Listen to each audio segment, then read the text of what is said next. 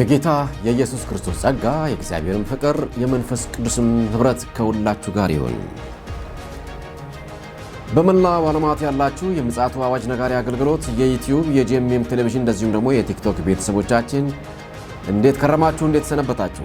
እግዚአብሔርን ስለ ሁሉም ነገር እጅግ አድርገን እናመሰግነዋለን።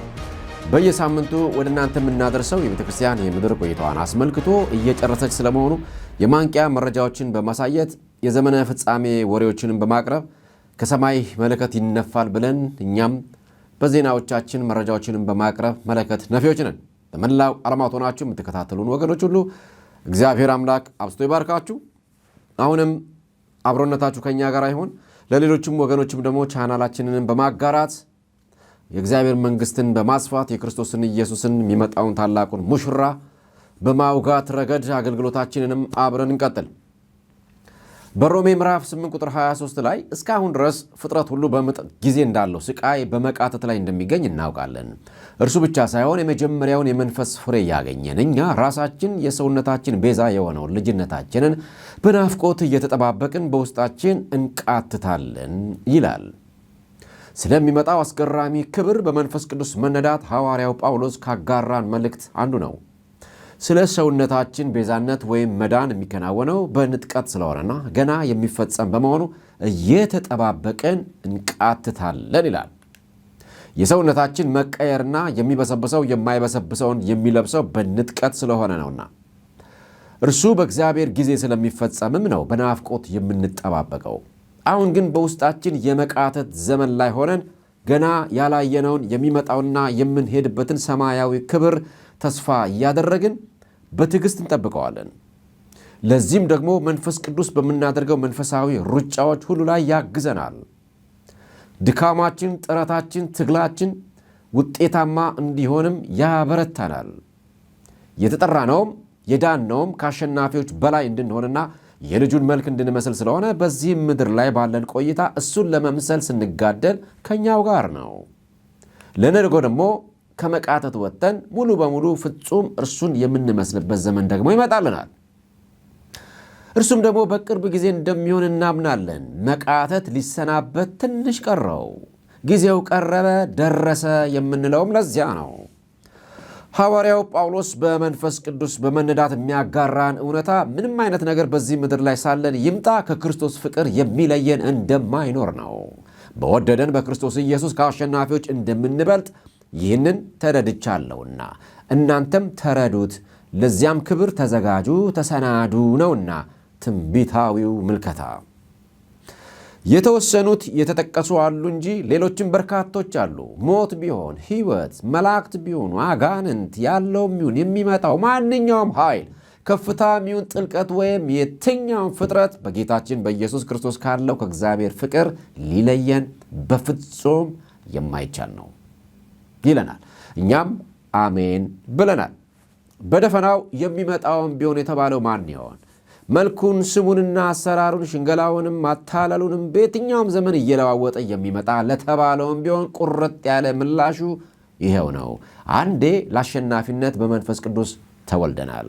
በወደደን በእርሱ በክርስቶስ ከአሸናፊዎች እንበልጣለን። መቃተታችን ያበቃና የናፈቅነውን ሙሽራችንን በክብር እናየዋለን። እኛ ግን ነቅተን ሌሎች ወገኖቻችንንም እናነቃቃው። አሁን ደግሞ ለዛሬ ወደ ያዝነው ዜናችን እንለፍ። በስራት ታደሰ ነኝ። The group began with prayer and worship on the ancient southern steps that led to the Temple Mount in Jesus' day. Then they visited the Western Wall.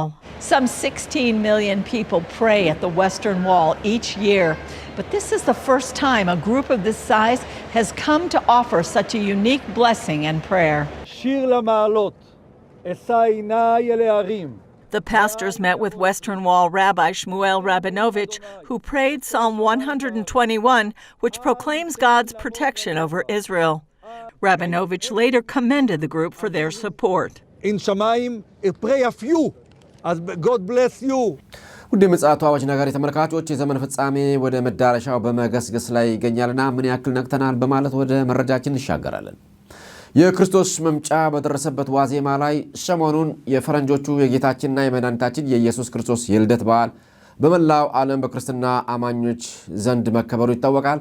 የዘንድሮ ክብረ በዓል ለየት የሚያደርገው በተለይ የበዓሉ መነሻ ቦታ የሆነችው እስራኤል በኢየሩሳሌም ከተማ ለመጀመሪያ ማለት ይቻላል አይሁዶችና ክርስቲያኖች አክብረው ታልፈዋል።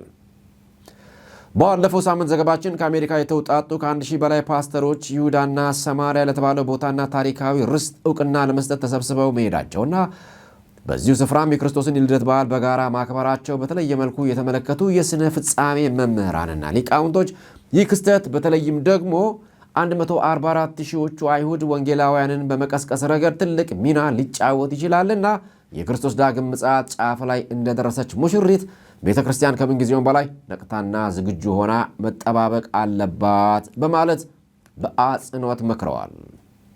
እኛም ሁልጊዜ ትኩረት ሰጥተነው የምንመለከተው ከእያንዳንዱ ክስተት ጀርባ የእግዚአብሔርን ንግግር ስለሆነ እሱም ደግሞ እንደ ምሕረቱ ብዛት ሊያጣን ስለማይፈልግና አባታችንም ስለሆነ ከመዘጋጀት አንጻር መለከት ሊነፋ አካባቢውን ከመጠቆም አኳያ ምክሩ ሲበዛልን ቆም ብለን ማስተዋል ይኖርብናል። ከምልክቶቹ ኋላ ከዋናው አጀንዳ መተላለፍ እንዳይሆንብን ስለሆነ ማባነኛው ይህንንም ወሬ ስንሰማ እንደው በአጋጣሚ የሆንን ብለን አየሩን እንድንሰልል ያስደርገናልና ባላችሁበት መንቃትም መትጋትም ይሆንላችሁ ባዮች ነን። ለቀጣይነት ወደ ያዝነው መረጃችን እንለፍ። ውድ የምጽአቱ አዋጅ ነጋሪ አገልግሎት ተመልካቾች፣ ዓለማችን ከድጡ ወደ ማጡ እንደተባለው ትመስላለች። መረጃው እነሆኝ። Israel is interested in establishing a military base in northern Somalia to keep tabs on Yemen and the Bab al-Mandab Strait. Israel's interest in establishing a military base in Somaliland reflects its broader strategic objectives in the Horn of Africa, a region of increasing geopolitical significance. Signing now, as we speak, Israel's official recognition of Somaliland. በአካባቢያችን በምስራቅ አፍሪካ እየሆነ ያለው ጂኦፖለቲክስ ዓለምን አንቀሳቅሷል ማለት ይቻላል። ይህ ማለት ከዚህ ቀደም ሀገራችን ኢትዮጵያ መተንፈሻ ያስፈልጋል በማለት ከጎረቤት ሶማሌላንድ ጋር ሁለንተናዊ ስምምነት ያለው ሂደት ተራምዳ እንደነበር የሚታወስ ሲሆን ይሁን እንጂ ከዓለም አቀፍ መንግስታት እንዲሁም ከጎረቤት ሶማሊያ ጋር ሰጣ ገባ ውስጥ የተገባው ነው ሳለ ያ ተጽዕኖና ጫናው ረገብ በማለት በዝግ ጉዳዩ ቆየ። አሁን ላይ ደግሞ ከወደ እስራኤል የተሰማው ዜና ጉዳዩን ዳግም እንዲነቃቃ አድርጎታል ተብሏል። ይህ ክስተት አሁን ላይ የመካከለኛው ምስራቅ የፖለቲካውን ግለት አቀጣጥሎት ዓለም አቀፍ ይዘት እንዲኖረውም ሆኗል። ይሁን እንጂ ዓለም አቀፍ ውግዘትንም አስከትሏል። በዚህም ፊት አውራሪና ተቃዋሚ የሆነችው ግብፅ ስትሆን የአረቡ ዓለም ከሷ በመቀጠል ከፍተኛ ተቃውሞ አሰምቷል።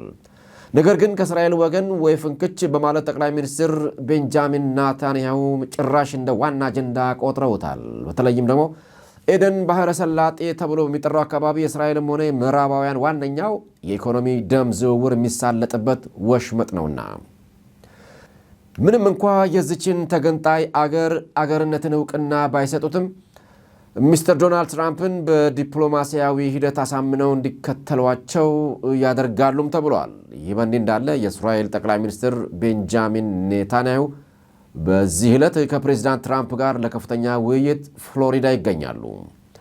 ውይይቱም ለእስራኤል ደህንነት ወሳኝ በሆነ ወቅት ላይ ነው ተብሏል። ታዲያ ዋናው ጉዳይ በዚህ ቀጠና እየተካሄደ ያለው መለኮታዊ አጀንዳ ምንድን ነው ብለን እንድንጠይቅ ያስገድደናል። ይህ ክስተት በአፍሪካ ቀንድም ይሁን ለአፍሪካ የትንሣኤ ምልክትና ጌታ ኢየሱስ ከመምጣቱ በፊት መከናወንና መፈጸም ያለበት አጀንዳ ሆኖ አግኝተነዋል ይላሉ የስነ ፍጻሜ ምሁሮችና ተንታኞች። ስለዚህ መንቃትና መዘጋጀት ብቻ ነው የሚያዋጣው በማለት እኛም ምክራቸውን እናሻግረዋለን። እንግዲህ የዚህ እውነታ ማሳያው መነጽሩ አጉልቶ የሚያሳየንም ሆኖ የሚያሸትተን ነገር አለ። ዞሮ ዞሮ የተጠራችሁለትን የወንጌልን አደራ አጧጡፉለት የሚል እንደሆነ መንፈሳውያን ብቻ ይረዱታል። ልንፈጥን የሚገባን በዚህ ረገድ ብቻ ነውና የነገሮች መፋፋም ጡዘቱ እየገሰገሰ እየደረሰብን ወዳለው ወደ ነገሥታቱ ንጉሥ የኢየሱስ ክርስቶስ መምጫውን ጠቋሚ ነው። በድርሻችን ላይ ያለ መታከት እንፍጠን፣ የኛም ድምፅ ነው። ክብሯትና ክብሯን የምትከታተሉት የምጽአቱ አዋጅ ነጋሪ አገልግሎት ዘመኑን የማትመረምሩ ስለምንድን ነው ተብሎ በኢየሱስ ክርስቶስ የተጠየቀውን ጥያቄ ምላሽ ለመስጠት መረጃዎችን ከዚህም ከዛም በመጠቆም የቤተ ክርስቲያንንም የሰርጓን መዳረስ አስመልክቶና ድንኳኗን ከመሬቱ ጋር ያያያዘውና ያጣበቀው ያሰረው ገመድ እየተተረተረ እንደሆነ በመጠቆም አዘጋጅ መለከት ነፊም ነው።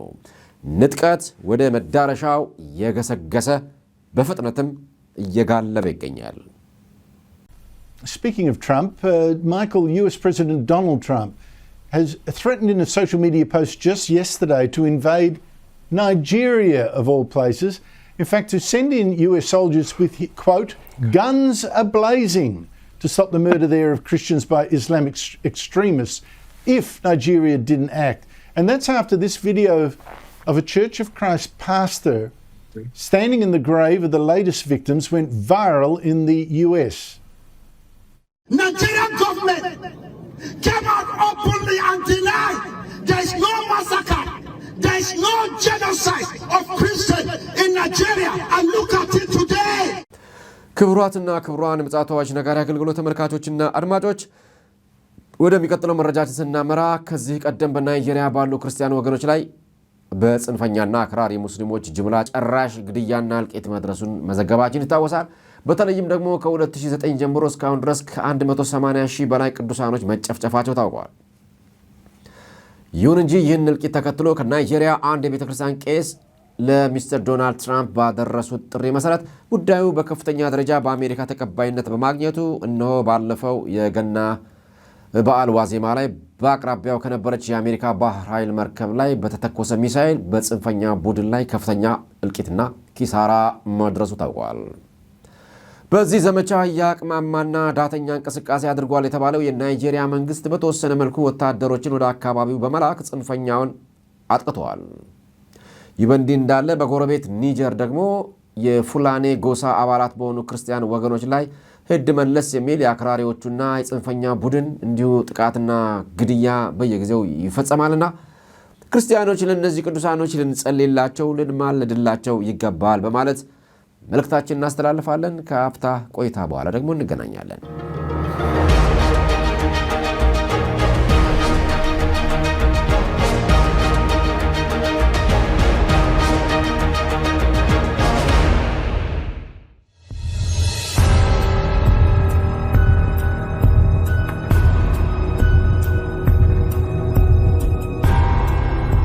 አትልፈስፈሱ። ስትንበረከክ ጸልይ፣ እየሄድክ ገስጽ።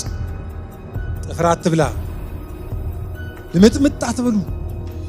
ሰነፍ አትሁኑ። ሰነፍ፣ ዳተኛ፣ ማታነብ፣ ማትጸልይ፣ ቸርች ማትመጣ አትሁን። እንኳን እንዲሆነ በርትተህ ራሱ አንዳንዶችን ወደ ወህኒ ያገባል እስከ ሞት ድረስ የታመንክ የህይወትንም አክሊል የተባለው እንኳን ተዘናክተህ ጠንክረህ ራሱ አንዳንዶቹን ለወህኒ ለሞትም ደግሞ አድርጎ አይተናል። ጳውሎስና ሲላስ የገቡት በዲያብሎስ ምክንያት ነው ወህኒ ቤት። ዛሬም መናፍስት ወህኒ ሊያስገቡ እንድንሞት እንዲፈረድብን ሊያደርጉ ይችላል። እስከ ሞት ድረስ ግን በመታመን ድል ንሳው። መሃል ላይ ተስፋ አትቁረጥ። ጊቭ አፕ አታርግ። ትቼዋለሁ አትበል። ቆፍጠን በል። ይሄ የመረረ መንፈስ በኢየሱስ ስም ይግባብን። ይሄ ልምጥምጥ የሚያደርግ ልመና ብቻ ያደረገ መንፈስና ትምህርት ንቃ ንቃ ንቃ ንቃ ንቃ። ዘንበለ ጌታ ነው ምናምን እያልክ አትከተል። ንቃ ንቃ። ምንድነው ድፍርስ ነገር የሚያጠጡ ቦሌሶ? የእግዚአብሔር ቃል ኩልል ያለ ነው፣ የጠለለ ነው የእግዚአብሔር ቃል። እሺ አንዳንዴ መንፈሳዊ የሚመስል እኛ ሰፈር ያለ ውንብድና፣ እኛ ሰፈር ያለ ኮንፊውዥን፣ እንትና ልክ ነው አይደለም ትላል። የእንትና ግሩፕ አለ፣ የሚቃወም ግሩፕ አለ። ስለ እንትና ምን ትላለህ? እኔ ምን አውቃለሁ? ግን ይሁን ዋና ሚዛን ያለ አይደለም ወይ? እከሌ ለምን ትጠይቃለህ? እከሌ አይደለም ሚዛን። የእግዚአብሔር ቃል የታመነ ሚዛን ነው። የዚህ ቃል አገልጋይ ነኝ ካላችሁ አሜን በሉ። እንደዚህ ሆኖ በቃ ትንሽ እንትን ይዞኛል ልተኛ እያልክ ዝም ብለህ እንትን አትበል። ልተኛ እንቅልፍ አለኝ ትላለህ። ነገሩ ወቅቱ ነው ቀስፎኛል ትላለህ። ታዲያ እንዴት ነው ማይቀስፍህ? ራርቶ ነው፣ የጊዜ ጉዳይ ነው። ዝም ካልከው እግርህ ጋር የጀመረ መዋጥ ሁለንተናህን ሊወጥ፣ ጥሪህን ማንነትህን ሊወጥ፣ የቤተ ክርስቲያንን ዓለም ዛሬ በአንዳንድ አገራትና ቦታዎች ላይ ሎካል ቸርቾችን የዋጠ ዘመናዊነት፣ የዋጠ ይሄ ጋለሞታ መንፈስ የዋጠ ቆፍጠን በሉ። ኢየሱስ እኮ እየመጣ ነው። በእውነት መንገድ ጀምሯል። ሊመጣ ሲል ደከመን እኮ በእውነት ልንቀበል ስንል እንዴት ወደ ኋላ እናፈገፍጋለን? ቤተ ክርስቲያን ሆይ፣ ይህን ድምፅ የምትሰሙ አገልጋዮች ሆይ፣ መጀመሪያ ጠላትህን ለመዋጋት አይደለም እንዴ? ኖህም ከስካሩ ምን አለቀ? ነቃ። ታናሽቱን ልጅ ምን እንዳደረገችበት አወቀ። መጀመሪያ መንቃት፣ ነቃ። እንዴ አስክራኝ ገላዬን አወቀ። ካልነቃስ ምን እየተካሄደ እንደሆነ አታውቅም። ገላውን ሲያስተኙት አያውቅም። እየዳበሱ እያሰከሩ እየሰጡ ጥቅም እያስመሰሉ ምጥም ስንቱን ብርቱ ኃያል ተዋጊን ሰላማዊ አድርገውት ልፍስፍስ አድርገው የውሸት መሳሪያ ሰጡ። እንደዚህ ይሆናል። ስንነቃ ለጦርነት እንዘጋጃለን። ልዩነታችንን ስንጠብቅ ለጦርነት እንዘጋጃለን። በነቢይ ዘነበ ግርማ የመንቃትን አቅም የሰማንበት መንፈሳችንንም ብርቱ ማድረግ በተለይም በዚህ በተሟጠጠ ዘመን የጽድቅ ጭካኔ የሆንን ዘንድ መንፈስ ቅዱስ የመከረን ነበር። እስኪ ደግሞ በልደታ መካነ ኢየሱስ መዘምራን ነቅተን እንጠብቀው የሚለውን ዝማሬ ሰምተን እንመለሳለን።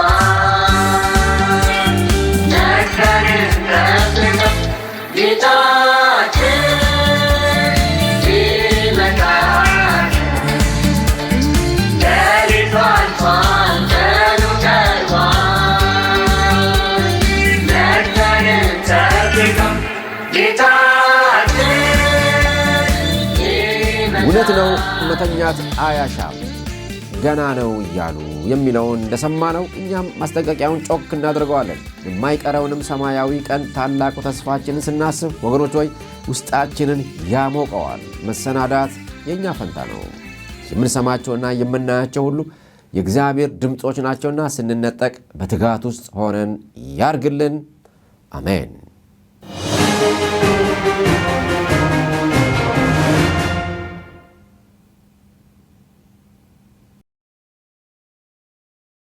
ለመቋጫነት ወደ ያዝነው ወደ ተፈጥሮ አደጋ መረጃ ስንሻገር ደግሞ ወደ አሜሪካና ወደ ሩቅ ምስራቅ ይወስዳል። በአሜሪካን በካሊፎርኒያ ግዛት በሆነችው ሎስ አንጀለስ ከተማ ከዚህ ቀደም በተቀሰቀሰው የሰደድ እሳት ሳቢያ የከተማው አጋማሽ በሚያሳዝን ሁኔታ መውደሙ ይታወሳል። በተለይም ደግሞ በዓለማችን ቁጥር 1 የመዝናኛው ኢንዱስትሪ ያለባትና ከፍተኛ የሆነ ርኩሰትና ጸያፍ ተግባር ያለ ሀፍረት የሚፈጸምባት ከተማ እንደሆነችም ይነገራል። ዛሬ ደግሞ ከፍተኛ የሆነ የጎርፍ አደጋ ተከስቷል። በዚህ የጎርፍ አደጋ ሳቢያ የመሬት መንሸራተት ከፋ ብሎ ተገኝቷልና የከተማዋ ባለስልጣናትም ህብረተሰቡ ለመሸሽ ወደ ተራሮች እንዳይሄድ ባለበት እንዲቆይ አበክረው እየተናገሩ ይገኛሉ። በዚህም አደጋ ምን ያክል ጉዳት እንደደረሰ አልታወቀም። በሌላ የተፈጥሮ አደጋ መረጃ ሻገር ስንልም ወደ ሩቅ ምስራቋ ታይዋን ይወስደናል። በሬክተር ስኬል 700 ያስቆጠረ ከባድ የሆነ የመሬት መንቀጥቀጥ ተከስቷል። በጊዜው ህንፃዎች ሲወዛወዙና አንዳንድ ቦታዎች የህንፃ መፈራረስ አደጋም ተከስቷል። በዚህም ምን ያክል ጉዳትና ኪሳራ እንደደረሰ አልታወቀም። እንግዲህ ወገኖች ህይወት ለጥቂት ጊዜ ታይታ ወዲያው ለመጥፋት እንደ እንፋሎት የተመሰለች ናትና የዘላለም ቤታችንን እዚሁ ምድር ላይ ሆነን መሰረት ጥለን ሰርተናል ወይ የሚለው የሁል ጊዜ ጥያቄያችን ነው። እኛም መልእክቱን አሁን በቁም ያለን እናመልጥ ዘንዳ ወደ እግዚአብሔርም እቅፍ እጅግ ፈጥነን እንድንዘልቅ ያ ማለትም ካለ ኢየሱስ ክርስቶስ በኩል በስተቀር እግዚአብሔር ማንንም የማይቀበል ስለሆነ ይህንን የምስራች ማውጋታችን ትክክል ነውና ነገ ተነጎዲያ ሳትሉ ዛሬ በሆነው በመዳን ቀን በደለኛ ነኝና ማረኝ በሚል የንስሐ ጸሎት እርቅ እንዲሆነላችሁ የከበረ ጥሪያችን ነው። እንግዲህ ለዕለቱ አሰናድተነው የነበረው የምፅዓቱ አዋጅ ነጋሪ መረጃዎቻችን የተከታተላችሁትን ይመስል ነበረ። ዜናውን በስርዓት ታደሰ አነበብኩላችሁ። በቴክኒኩም መረጃዎችን ማጠናክረው የሚያዘጋጅልን ይልቃል አስራት ነው። የምፅዓቱ አዋጅ ነጋሪ አገልግሎት በማለትም ዩቲዩባችንን ሼር፣ ላይክ እና ሰብስክራይብ በማድረግም አብረን አገልግሎታችን እንቀጥል። የጸለያችሁልንም ያላችሁ ወገኖች እግዚአብሔር አምላክ አብዝቶ ይባርካችሁ። እንግዲህ እግዚአብሔር ቢፈቅድ እና ብንኖር የሚቀጥለው ሳምንት ሌሎች ማንቂያ መረጃዎችን ይዘንላችሁ እንቀርባለን። እነሆ ከደመና ጋር ይመጣል፣ ዓይንም ሁሉ የወጉትም ያዩታል፣ የምድርም ወገኖች ሁሉ ስለ እርሱ ዋይ ዋይ ይላሉ። አዎን አሜን። ያለውና የነበረው የሚመጣውም ሁሉንም የሚገዛ ጌታ አምላክ አልፋና ኦሜጋ እኔ ነኝ ይላል። እግዚአብሔር አምላክ ባላችሁበት ይባርካችሁ። በደህና ሁኑ።